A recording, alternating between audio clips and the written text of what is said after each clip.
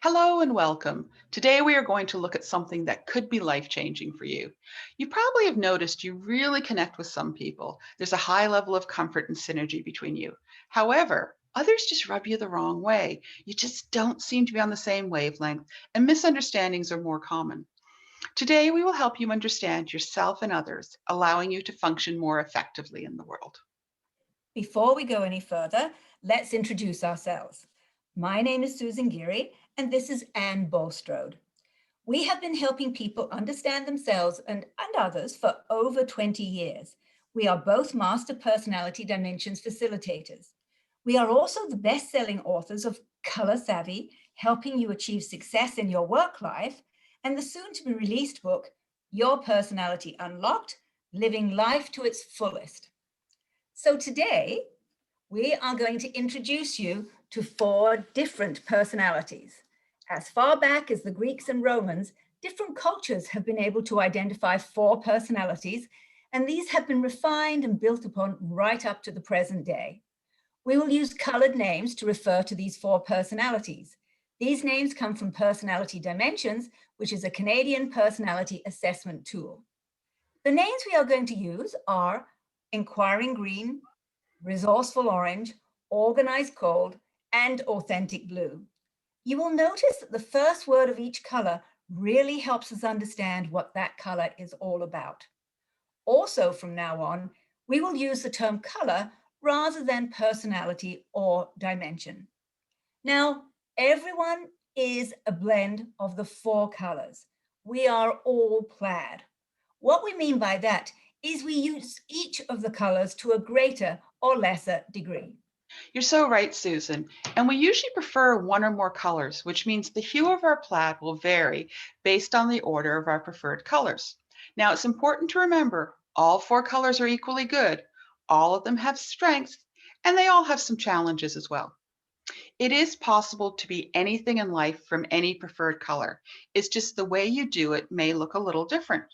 If we look at medicine, for example, resourceful oranges are often attracted to being ER doctors because they like moving from patient to patient and not knowing what or who will walk through the door next.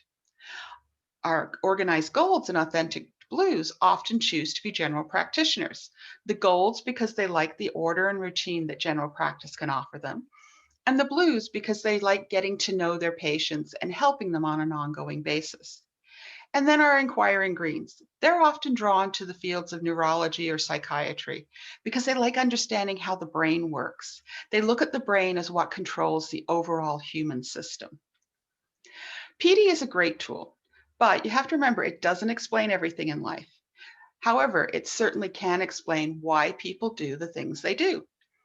And I like to believe that if we all truly understood PD, we could actually be closer to achieving world peace. By understanding the four colors, we are better able to understand our own strengths and challenges. We are also better able to understand those in the world around us.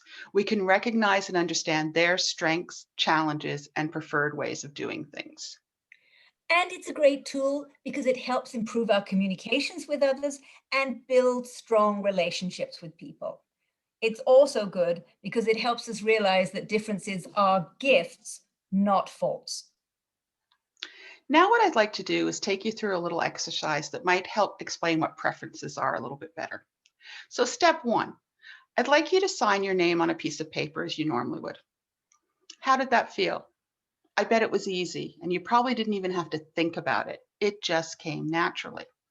Now, step two, I'd like you to put the pen in the other hand and sign your name again.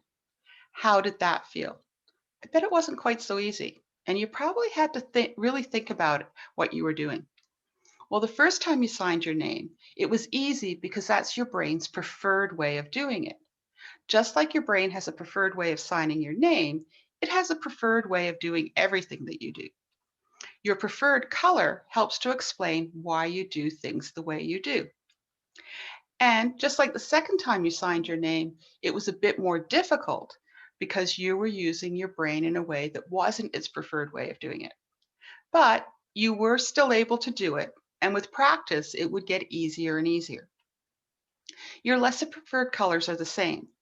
They are not your most comfortable way of doing things, but with practice, it becomes easier and easier to tap into them. Now, Susan will explain this a little bit more to you. Yes, it's likely that we come into this world with a leaning towards a key or preferred color, and we are then drawn to develop the skills and competencies that go along with that color. We're going to call that our true self. Also, over time, we develop skills and behaviors associated with some of the other colors. For example, we may have a parent that differs from us in that they are very well organized or a great listener, and then we start practicing and developing these skills. This we're going to call our learned self.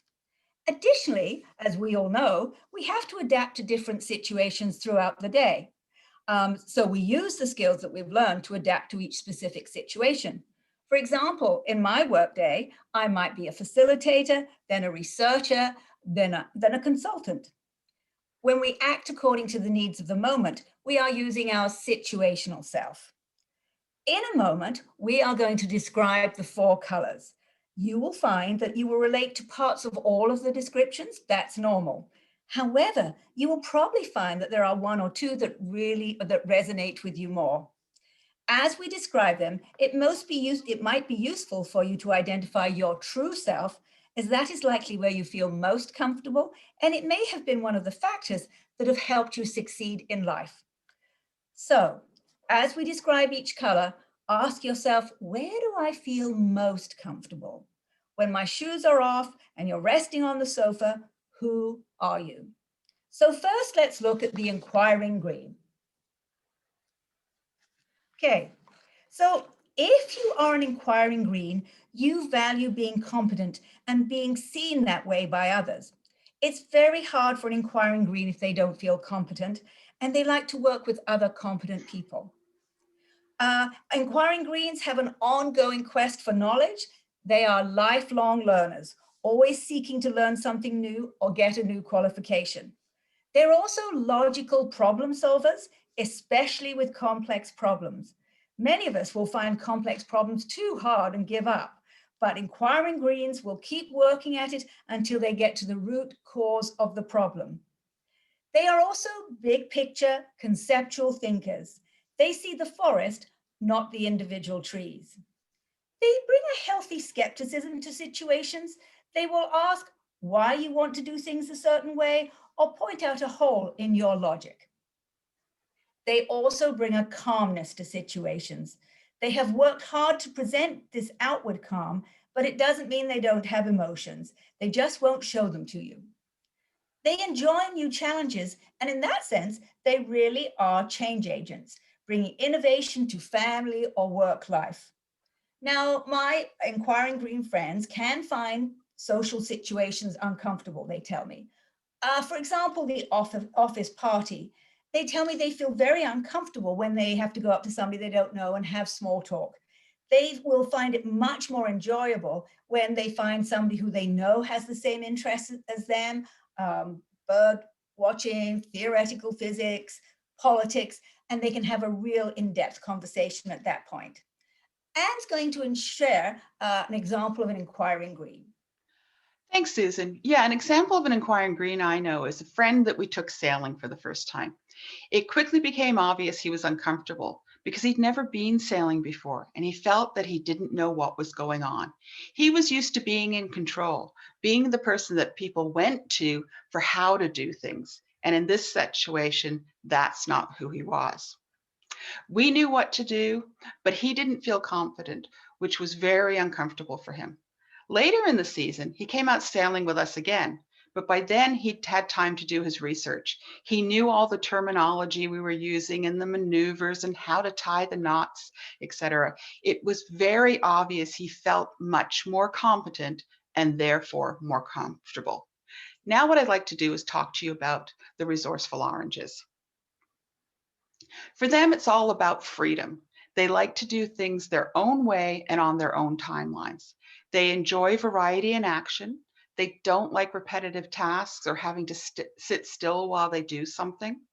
They are highly adaptable, and we will often call them the chameleons because it's almost hard to determine what color they are because they easily demonstrate the behaviors of all the colors. They will work tirelessly to develop a skill or behavior.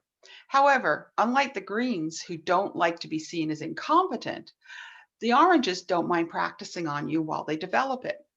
They don't have the same fear of being seen as incompetent. To them, it's all about part of the learning process. They are masterful negotiators and promoters. We often call them the wheelers and dealers, and they're very good at sales and influencing others. They're very practical problem solvers and troubleshooters. They like having to solve problems on the fly. They don't mind just whatever you throw at them, they're happy with it. This actually energizes them. Generally, they take a lighthearted attitude towards life. They tend to live in the moment. What happened in the past is the past, and they don't really worry about what the future will bring. It's just making the best of where they are right now. They can be risk takers. Now, normally the risks they take are very calculated. They are very good at almost seeing the next move, what's going to happen next in terms of, if you think of a chess game, they very good chess players because they can see not just the next move, but 3 or 4 moves down the road. However, when they become stressed or out of esteem, as we call it, they're more likely to take risks that aren't so calculated, and these can get them into trouble. Susan's now going to give you an example of an orange. Yes, I work with somebody who is a resourceful orange, and when she's asked to do a task, she much prefers it if she's told what the end result should be, and she's then given the freedom to decide how to do it. I've also noticed that she is willing to take risks. For example, she's quite happy to tell her manager that she disagrees with her, but she's willing to take any consequences of that. So now we're going to look at the organized gold. And the most important thing about organized golds is that they want to belong. They want to belong at home, they want to belong in the community, and they want to belong at work. They value duty and responsibility, and they will always do what they said they were going to do, and they expect you to do the same. They have excellent planning and organizing skills. You will see it in their neat home and well organized office space. And at work, we often rely on those excellent planning and organizing skills. They also have sound judgment and common sense. I always go to my organized gold friend if I have a problem that I want to talk over, because I know she'll give me a common sense answer. They are also dependable, hardworking, and loyal. They're also cooperative. They like working with others and they like being part of a team. They also like to uphold traditions at work, home, and in the community.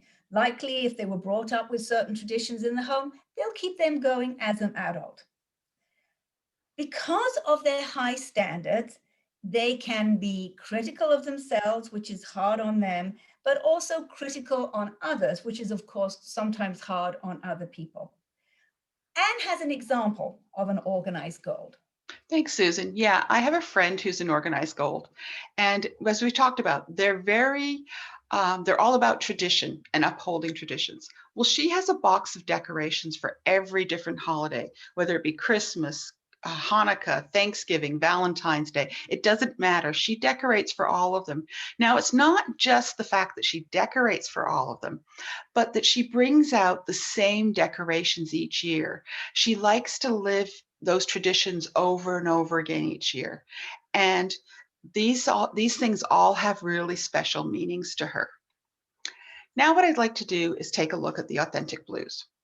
The authentic blues value self-actualization, not only for themselves, but for other people as well. They strive for meaningful relationships. When a blue becomes your friend, chances are they're going to be your friend for life. They often excel in communicating with others. They're fantastic listeners. They're very good at really hearing what people have to say and very good at reading between the lines. They can read the body language of a person and they're very good at expressing themselves, whether it be through writing or verbally, it doesn't matter. They're very good at expressing themselves. They also have a sixth sense when it comes to reading people. They're able to, as I mentioned, they're able to read between the lines, and they truly understand what other people are saying. They're at their best when identifying and developing the potential of others. They are always looking for a way to help people become their best possible selves. Now, authentic blues don't like conflict, and they'll actually go out of their way to avoid it. However, they are very good at mediating conflict. And I think this is because they are so very good at reading people, reading the body language, really hearing what people are saying.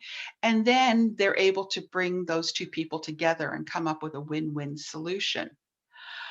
They work well with conceptual information, and they can see the big picture. But like the greens, they will tend to see the forest and not the trees, which can sometimes mean that they will miss details.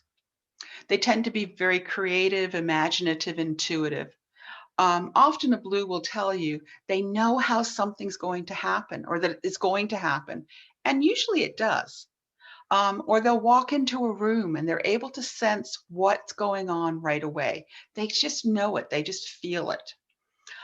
They can also be overly sensitive to criticism and conflict.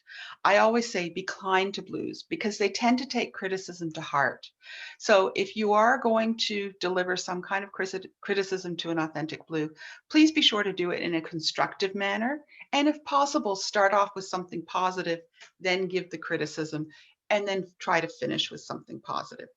Now, Susan's going to give you an example of an authentic blue friend of hers. Yes, I have an authentic blue friend who is an excellent communicator. She seems to get her point across in a way that doesn't upset other people. And she listens very well and always seems to know when another person is upset and what to do about it. I must say, though, she waits a little too long to manage conflict, but when she does, she usually handles it very effectively and in a win-win way. So, the next thing that we're going to look at, which is an important aspect of communication, is the difference between introversion and extroversion. Now, Personality Dimensions uses Jung's definition, which is about where you get your energy from. It's not about people skills. You can be great with people as an introvert or an extrovert. Equally, you can be terrible with people as an introvert or an extrovert. So let's look at the differences between extroversion and introversion and see if you can decide where you fit in. First of all, let's look at the extroverts. And extroverts seek energy from the outside world of people and doing things. They tend to problem solve out loud, and they will say whatever is on their mind and sort of verbally brainstorm. And they definitely tend to be energized by working with others. So if in a business sense they're working with others, they love that give and take. They throw out an idea, another person throws out an idea, and they brainstorm backwards and forwards. If they go to a party, it's also likely they'll feel energized. And they are seen as enthusiastic. How do they do that? Well, they use their body language, their tone of voice, and their words to convey enthusiasm. So Anne's now going to look at the introverts. Thanks, Susan. Yeah. So the introverts really are the opposite of the extroverts. And someone who's an introvert tends to seek their energy from within themselves. They need that time alone to recharge their batteries. They also process their thoughts internally. So where the extroverts like to verbally brainstorm with other people, I say that the introverts are having the same conversation as the extroverts are having, but it just goes on in their head. They're doing both sides of the conversation inside. So when they do share their ideas, they're usually well thought out and fully thought out. Also, they are energized by working alone. They're quite capable of working with others, but they find it more energizing to either work alone or just with one or two other people. And introverts tend to be seen as being somewhat calmer than extroverts. They almost bring a tranquility to situations. Now, I like this cartoon. I think it really sums up the differences between introverts and extroverts. On the one side, you've got the person who's sort of sweating and saying, I'm going to a party tonight. And then on the other side, you've got the person who's really celebrating, I'm going to a party tonight. So to me, that, as to say, just really sums up the introvert and extrovert. Now, that almost brings us to the end of our session today. I'm going to pass you back to Susan, who's going to sum things up for us. Thanks, Anne. So we hope you've come away with a better understanding of yourself, both in terms of your preferred color and whether you're an introvert or an extrovert. We also hope that you're proud of the strengths that you bring to the table and are aware of the challenges that you might want to work on. Hopefully, you've also realized that while you may have a preferred color, we are all plaid. We use each of the colors to a greater or lesser extent. Now, we don't always like everything about the people in our daily lives, but the truth is, by better understanding them, we will gain insight into why people behave as they do. And maybe, just maybe, we'll get along with them better now that we get them. At the very least, hopefully you will walk away with a better understanding of why we are all different. Thanks, Susan. And we hope the session today has really piqued your interest and that you'd like to learn more about what we do and more about personality dimensions and how you can make use of it in all aspects of your life. So if you'd like to find out more about us, please feel free to check out our website, upyourpotential.com, or drop us an email at info@upyourpotential.com, and we'd be happy to set up some time to chat with you. You can also find us on our Facebook group. It's a public group and it's called Up Your Potential.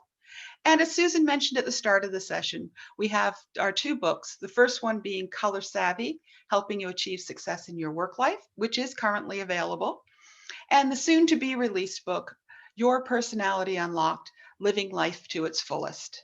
Thanks for joining us today, and we really look forward to connecting with you in the future.